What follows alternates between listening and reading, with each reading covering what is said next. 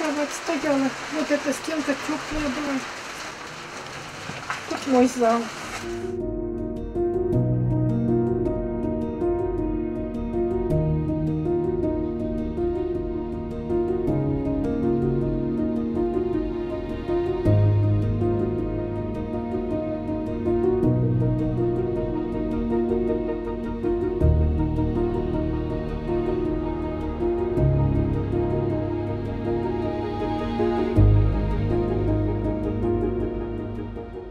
Начала соседям тарабанить, сильно стучала, орала, кричала.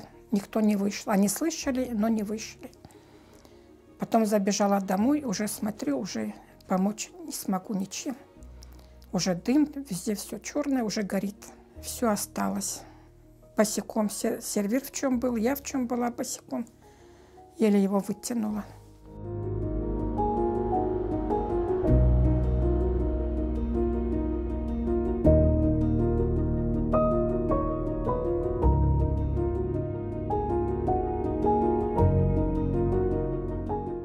Я везде с ним, везде с ним.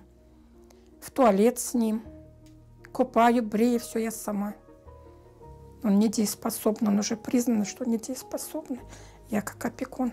Мы чуть там не остались, слава богу, что вышли. Смогла я его вытащить.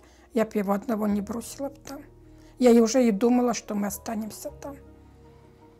Ни в какой не хотел. Отталкивал, не хотел выходить.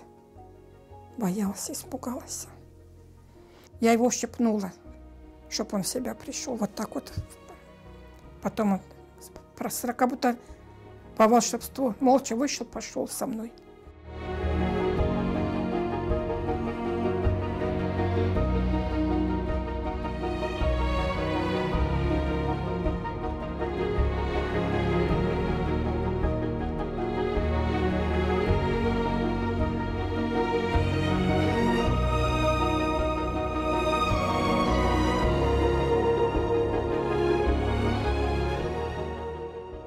Я эту времянку как кладовку использовала, потому что она вся лопнутая, на земле построенная. И вот крыша рухнула. Течет, как дождь течет, все мокро. Предложили здесь на кухне пожить и на очередь становиться. Здесь света нету, печки нет, все стены мокрые, без фундамента дом. Здесь у меня мука стоял, мешок. Так крысы перерыли весь пол. Вот здесь под шифером тоже пола нету, дырки. Здесь пола нету, там пола нету. Здесь тоже везде трещины.